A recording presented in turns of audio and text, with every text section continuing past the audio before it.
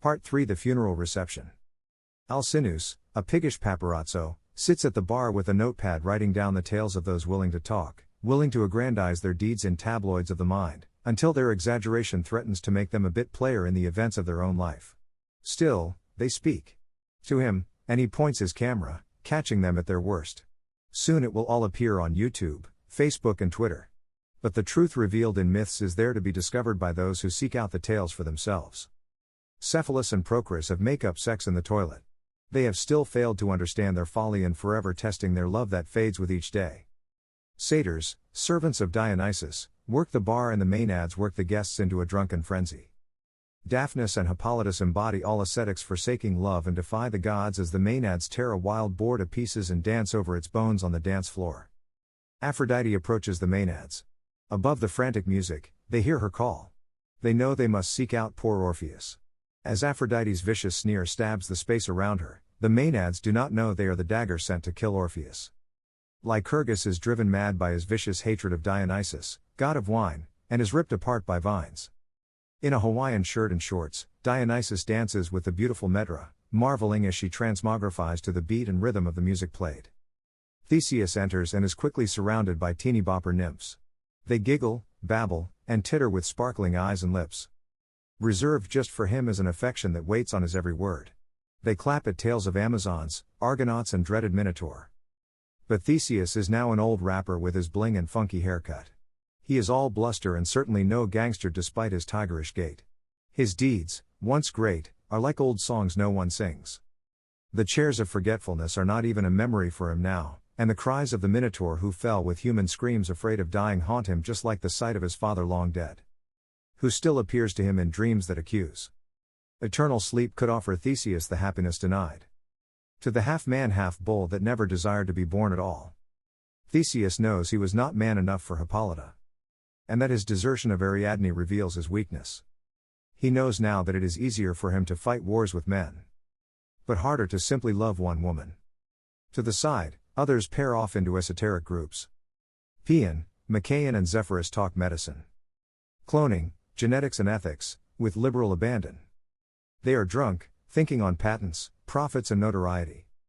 Dismissing Asclepius with the wave of a hand, as he reminds them of their Hippocratic oath. Atalanta reads from the female eunuch to Andromeda who, preferring ignorance, throws a defy, continues to be fickle and feckless, manipulating those around her with her tears.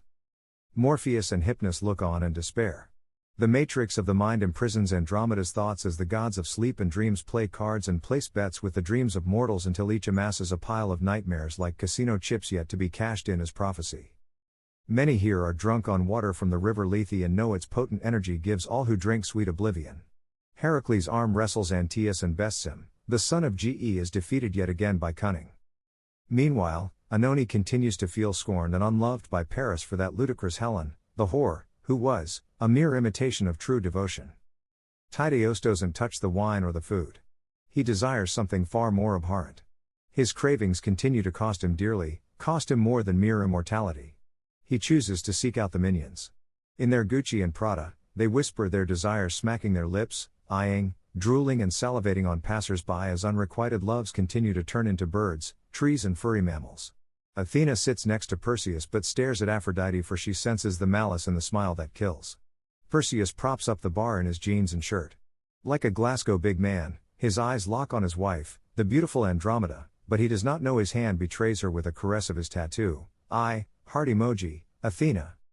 Although Medusa's grotesque head is lodged on Athena's shield, Athena and Perseus sit together and own a passionate silence which expands between their swords that touch each other, the way their lips once did.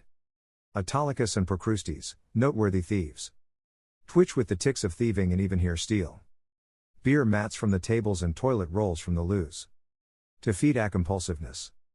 Phretus, like any other impoverished rich man, boasts, blusters and then weeps into his glass, as Plutus throws around bags of gold, in equal measure to the good and undeserving. A group of Amazons already playing darts goad the sorceresses Circe and Medea into a game. As they compete, the losses these women suffered are never uttered and are bitten back with each throw of the darts. Their strength to endure is victorious. The Hesperides, beautiful nymphs of the evening, Look at Heracles with suspicion and remember Atlas. As they use the golden apples to hustle fair youths at pool. Their inhibitions gone, centaurs crave the strong stuff. Any lapith is now fair game to these deadly dipsomaniacs. That throw food at each other and bite like fierce whips. The lapith is the first to trade insults, calling friendly Pholus a fool that deserved his death. The centaur retorts, rather a fool than a rogue like Ixion. The insults land heavy like dead giants but continue. Chiron's mother, Philyra, is called a whore by a lapith. And a centaur, offended, calls Pirithous a fool to believe. The goddess Persephone would forsake the mighty Hades for him. He would still be in the chair of forgetfulness still but for Heracles taught by Chiron, they said. Hyperion with his Sicilian looks turns to Apollo. Puts his thumb on his nose and waved his hand about. Even though Hyperion knew he would be chased. He could not resist pricking Apollo's inflated ego. Priapus with his gnarled body and large phallus is a scarecrow. And disgusts Aphrodite, his mother. She ignores him. Priapus sits with Pan and Amphitryon, the gregarious king. And smokes his funny fags and takes joy in the hallucinations that bring forth mind paintings and the brain that bemuse the eyes. Amphitryon hospitable and gentle has a heart most divine. Aphrodite has sent the Maenads to attack Orpheus. But she faces danger here, though not from Electra who plots vengeance that's never realized. Unlike the gods, mortal hatred, when victorious, becomes guilt and remorse. No, Aphrodite suffers danger from mighty Athena, for as Arachne the weaver knows all too well, Athena is a goddess that punishes those that can defeat her. With Medusa's head on her shield, Athena is deadly, even cunning Aphrodite would fail to breach such defenses. Although Hephaestus formed the first woman out of clay, he cannot make Aphrodite love him.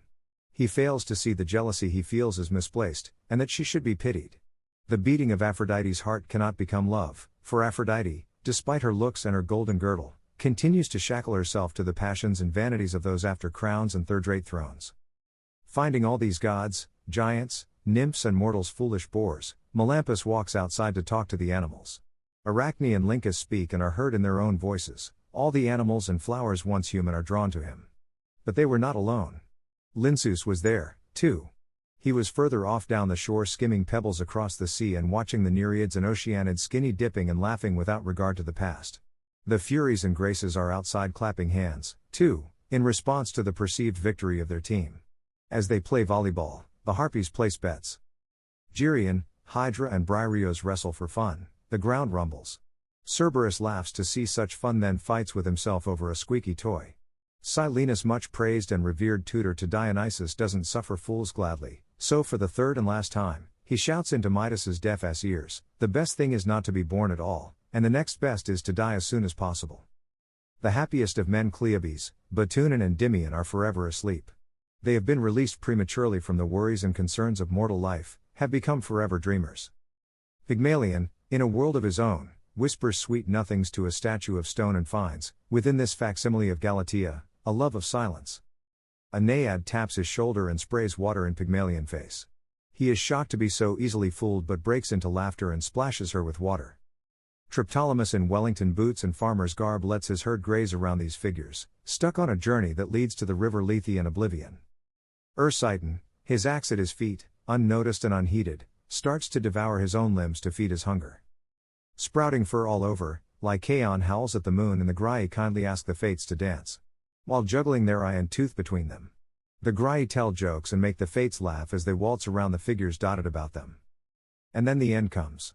The Maenads approach Orpheus. In a frenzy. They gyrate with open mouths and entice him. As only Maenads can do to elicit lust in men. But Orpheus, already half dead with grief, is listless. Offended that he will not respond to their advances. They become angered. Their eyes once soft become black. Their faces once smiles are now a storm of frowns. They turn on Orpheus, tear chunks of flesh from his body.